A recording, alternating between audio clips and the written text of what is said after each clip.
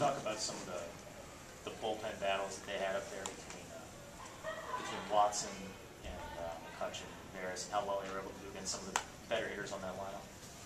Well, we know they have a very challenging offensive lineup. They stretch out from 1 down to 8, and normally it's down to 9. So I'm not sure how much of a break we caught with Lester. Peter's a pretty good athlete. We had some work to do once Paul left the game, and I think we were able to match up well, get the guys in to face the guys that we felt that we might have had an advantage. We made the good pitches when we needed to. We didn't leave anything center cut or elevated over the plate. Everybody contributed. You know, the one ball off Resop was hit hard. We were able to double a guy off in a running situation. Other than that, we just we made pitches when we needed to. We kept from the bullpen on. We threw good strikes. You can throw strikes at these guys and you get up back a lot of bases. You got to throw good strikes. I don't know if they're offensive teams. So our guys did another very solid job, and actually Paul did a very, very professional job, you know, managing traffic through the 5+ innings that he was out there. How would you assess Darno's debut? Pardon me? How would you assess Darno's debut?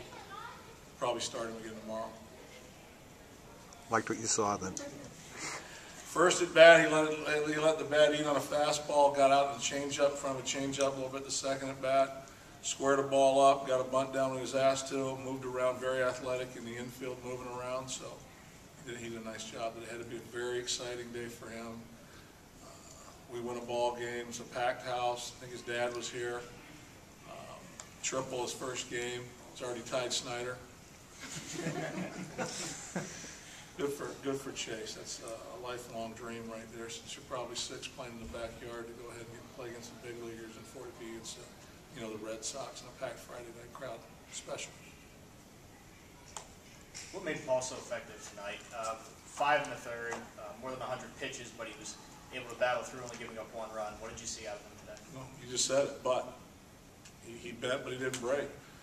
And the strike zone, you know, I think there were some pitches that, you know, he wasn't getting, that got him underneath counts and made him throw a lot more pitches. Than every once in a while you'll get a ball if you shave a corner, maybe you're just off this and that, but he had to earn every strike he got out there tonight.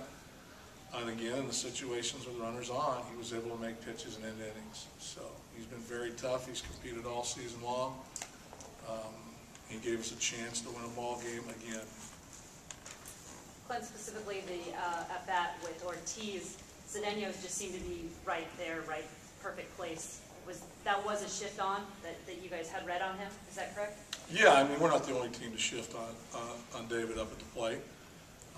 That's how we're going to play it. I mean, every team has their defensive charts. The situation, I mean, it was pretty good drama. From the standpoint that you got the time run at second, you got one of the better hitters in the American League at the plate. I'm not a big fan of pitching around guys.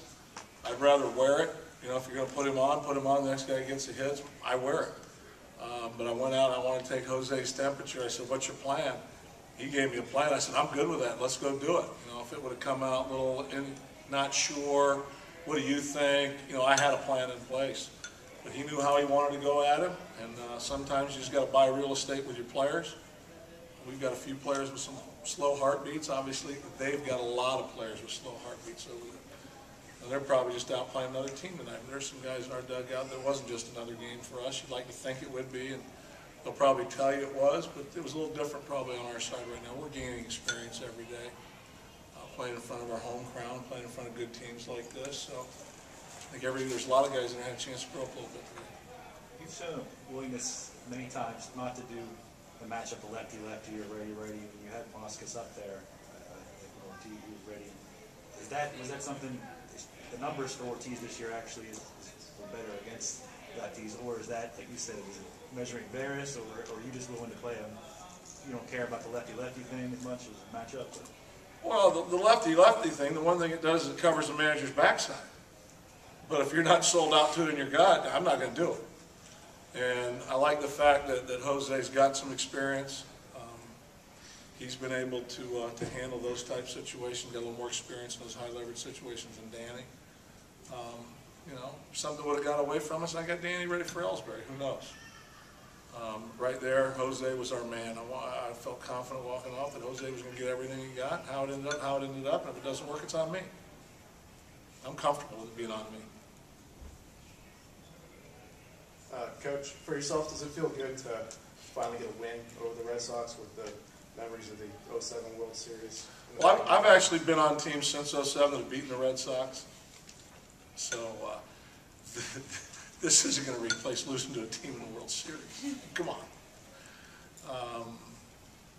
It's always nice to have opportunities during the season to gauge your growth. I mean, we played one game tonight. I'm not going to make any more than that. We had some opportunities for some growth. There were some high drama situations out there I thought we handled pretty well.